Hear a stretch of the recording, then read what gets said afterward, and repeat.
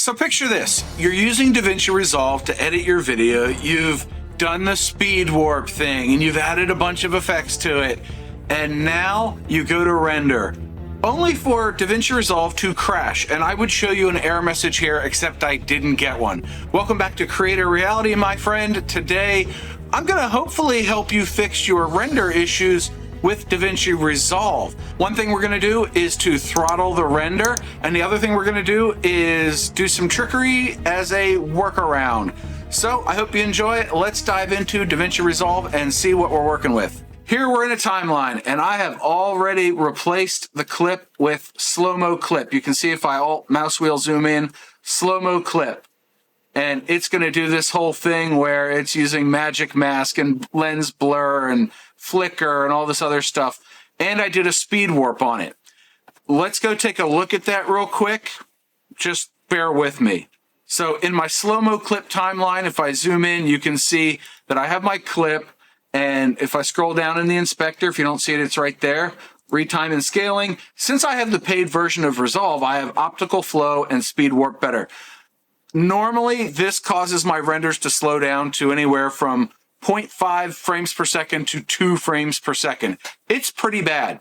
Now, here's where the workaround comes in handy. If we go back to my original timeline here, we've got a lot going on. There's a bunch of music tracks and a sound effects track, and there's Alex Audio Butler, and I've got a bunch of effects going. You can see the effects icon there. So there's a bunch going on in here. And I think what's happening is my computer was just so taxed that Resolve got so slow that it figured, I'm done. I quit. I can't do it anymore. So it stops. And this is like 85% of the way through the video. So wait for it to render out the first part of it, and then it dies. Wait for it to render out the first part, and then it dies. This is no good. And it took me like 3 or 4 tries of this before I asked a friend and he gave me the answer of what he does, and I got it to work, which means I get to teach you how to do the same thing. It's pretty simple. You can see I have a timeline called slow-mo. So what we're gonna do is we have master selected. I'm gonna press Control N, create a new timeline. We're gonna call it slow motion because I've already created the other one. And here's the kicker, use project settings. Now, if you used your project settings to create your other timeline, you can use them for this. If, however, you want the original size of your clip, if it's 4K, I do my timelines in 2.7K. So your mileage may vary here, but you may want to adjust the timeline settings, and we can do that here by unchecking Use Project Settings and then going to Format, and you can change it here. You see my custom size?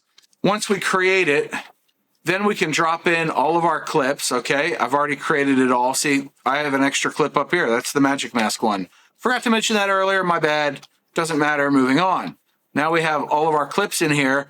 So now what we wanna do is go to our Deliver page, and you can use all your default settings or whatever presets you have set up. So I'm gonna click on 2.7K best and use my best settings. It's already set up for everything I do. And as long as the pixels are the same, it's gonna import into your timeline and look just fine.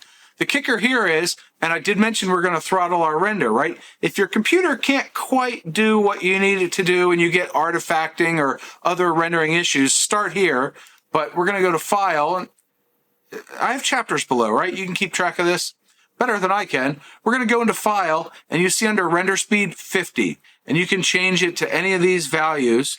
Maximum is the default, but I have mine set to 50. So what Resolve will do is render only 50 frames per second maximum. If it can't quite reach that, that's okay. But when it does start to catch up, like if you have just some color graded footage and it's really efficient to render the file, it'll jump up, you might see 60 or 70, and then it'll come back down and it'll level out at 50. This prevents Resolve from overtaxing your computer. Oftentimes you can watch YouTube or do something else while you're rendering a video because you're throttling the render, and who really cares how long it takes anymore, right? It's not like you have to publish tomorrow or anything. I'm looking at my clock. I don't, I'm just kidding. But anyway, so now we have throttled our render, so we can go back to video. Everything else is good. We'll give it the title of slow motion, and we're gonna set the location to be where my file already is, and we're gonna hit add to render queue. and then you're going to render it. And then I have already added it into my my media pool here. So what I did was I came back to my rolling film studio. That's the name of the video. That's the title, whatever, and drag and drop it in. Now, if I backspace this out of here and I drag in just our slow-mo clip video, you'll see it brings in audio because I chose to render out the audio. If you go into audio and you say don't render audio, you won't get any audio, but does it really matter? Not really, not in this case. But I can alt-click on the audio, backspace to get rid of it, and now this clip will play very smoothly in my editor here. Boom, it's playing really smooth. And then when it goes to render, you won't have any more issues. So that's today's 2 quick tips in Davinci Resolve. I hope you enjoyed it. I hope you learned something from it. I hope it can help you render your videos more consistently. If you try this and it works for you, please leave me a comment below. Let me know that it worked. And until next time, boop the like button if you got anything out of this video. Go watch this one next. Like, share, comment, subscribe, hit the bell icon, all that YouTube crap. And I'll see you all in the next video. Thank you for watching. John out.